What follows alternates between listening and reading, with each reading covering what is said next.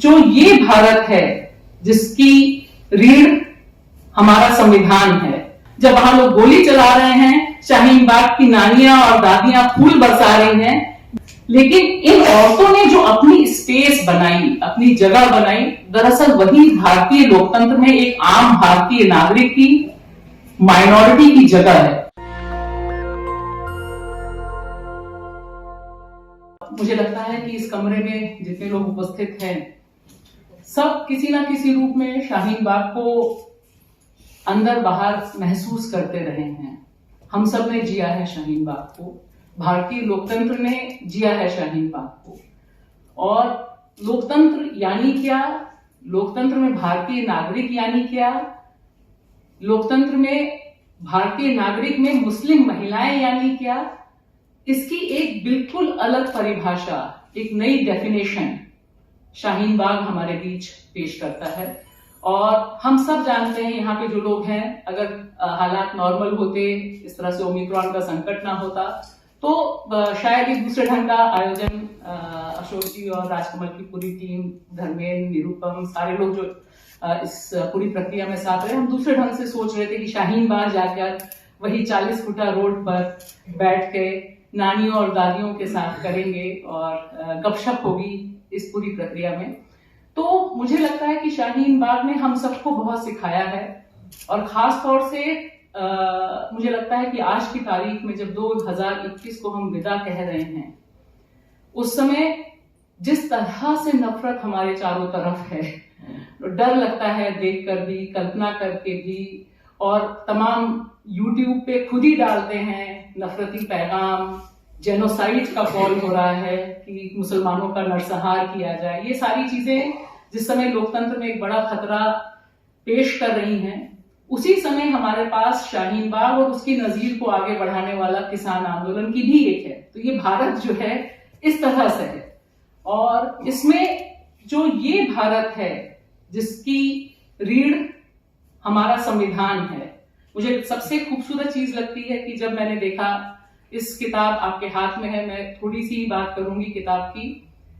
मुझे सबसे मजा आया, मैंने लॉ भी किया हुआ है, कानून की पढ़ाई की हुई है, लेकिन कानून की पढ़ाई करते हुए कुछ समय कोर्ट के चक्कर वक्कर काटते समय भी मुझे लगा ही नहीं था कि कॉन्स्टिट्यूशन इतनी पावरफुल चीज हो सकती है भारतीय नागरिक के लिए। हमारा जो प्रियम्बल है वो भी सार्वजनिक तौर पे पढ़ा जा सकता है। मुझे आज तक याद नहीं है कि हमारी जो क्लासेस हुई लॉ की, उसमें प्रियम्बल सबने समूह में खड़ा होकर पढ़ा और लगा हो कि नहीं मजबूती मिल गई। तो ये जो एक एहसास है अपने आप में, और ये एहसास सिर्फ यहाँ नहीं था कि दिल्ली का शाहीन बाग है, ये देवबंद में भी था। देवबंद में इतना बड़ा प्रियम्बल लगा हुआ था, मतलब वहां सबसे पहले रात में 9:30 बजे मैं पहुंची और इतना बड़ा प्रियम्बल देख के सारा पाठ हो रहा है, सब महिलाएं बुर्के में हैं और कॉन्स्टिट्यूशन की बात हो रही है, आर्टिकल की बात हो रही है।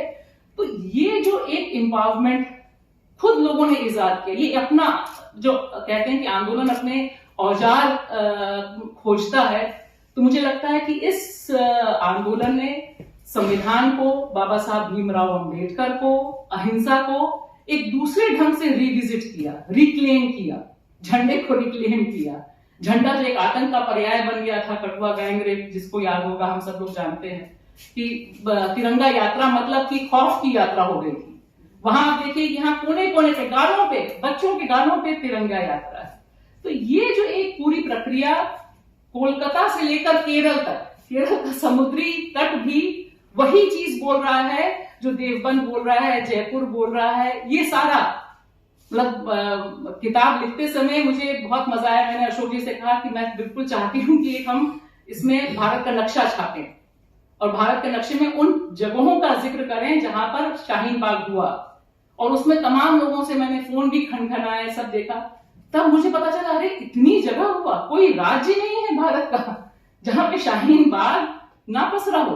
तो ये जो ताकत है, मुझे लगता है कि ये ताकत एक अपने आप में डॉक्यूमेंटेशन का जो एक सुख है कि हम अपने समय के इतिहास को, सिर्फ इतिहास वही नहीं है जो हम किताब में पढ़ रहे हैं, हम इतिहास जी रहे हैं मौजूदा तौर पे। तो शाहीन बाग की जो महिलाएं हैं, जिन्हें मैं सिर्फ दादी नहीं, मेरे लिए वो नानियां हैं और दादियां हैं। क्योंकि अक्सर मुझे लगता है कि हम हमेशा क्यों दादी माँ ने? वो तो नानी भी है और उन्होंने ये साबित भी किया। और जो अंतर संबंध है, मेरी आप सबसे आग्रह है, किताब पढ़ें, खरीद के पढ़ें, और जहां भी संभव हो, बहुत कम जगह हैं हिंदी में कि इन सब किताबों पे चर्चा हो सके, लेकिन जहां भी संभव हो जरूर शाहीन बाग को हमें जिंदा रखना, हमारी अवधारणा में जिंदा रहना।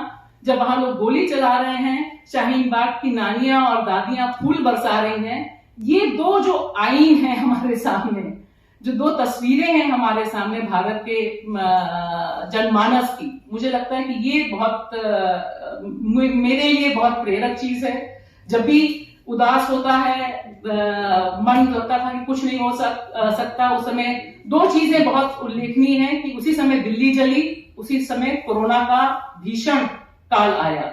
लेकिन आप देखिए कि इन तमाम लोगों ने, इन औरतों ने, जिन्हें पॉलिटिकल गुरुओं ने बिल्कुल धता बता दिया था, कहीं भी किसी जगह पर इन मुस्लिम औरतों की जगह नहीं थी। मुस्लिम मतलब मौलानाओं के पास हम पहुंचते थे, खुद हम ही जाते थे। देवबंद 4-5 बार गई हूं, हमेशा मौलानाओं से मिलके उनकी बाइट लेके वापस आ गई बतौर पत्रकार। लेकिन इन औरतों ने जो अपनी स्पेस बनाई, अपनी जगह बनाई, दरअसल वही भारतीय लोकतंत्र में एक आम भारतीय नागरिक की, माइनॉरिटी की जगह है कि उसे अब अपना पैर फंसाना था। सीमित कोशिश है यह किताब, बहुत सी चीजें हो सकता है कि इसमें छूट गई हों, जो आप लोगों तक पहुंचेगी तो पता चलेगा, लेकिन मेरी अपनी तरफ से एक कोशिश थी और इस कोशिश को राजकमल ने एक किताब के तौर पे बहुत जल्द पेश किया। इसके लिए भी मैं शुक्रिया हूं, क्योंकि हिंदी में अधिकांश तौर पे ये बताया जाता है कि इस तरह की किताबों का बाजार अंग्रेजी में है। आप अंग्रेजी में लिखेंगे तो किताबें पहुंचेंगी। और मुझे बहुत दुख भी हुआ जब मैं शाहीन बाग पे किताबें खोज रही थी कि कितने लोगों ने लिखी है, तो हिंदी की एक अनाम सी किताब मिली जिसकी प्रति भी उपलब्ध नहीं है। अंग्रेजी में 3 किताबें कम से कम दूसरे रेफरेंसेस से या कंपाइल्ड वर्क में हैं। तो किताब आपके हवाले है और मुझे लगता है कि ये तो आप ही बता सकते हैं कि कितना इंसाफ इस मुद्दे से हुआ, लेकिन मेरे लिए निश्चित तौर पे शाहीन बाग लिखना, शाहीन बाग को महसूस करना, अपने वतन को, अपनी जमहूरियत को महसूस करना था। शुक्रिया। नेशनल दस्तक की आपसे गुजारिश है कि अगर इसको बचाना चाहते हैं तो नेशनल दस्तक को सब्सक्राइब करने के लिए रेड कलर के सब्सक्राइब बटन को दबाएं, फिर बेल आइकन की घंटी दबाएं। नेशनल दस्तक को बचाने के लिए बहुत जरूरी है कि हर खबर को शेयर करें, लाइक करें, कमेंट जरूर करें।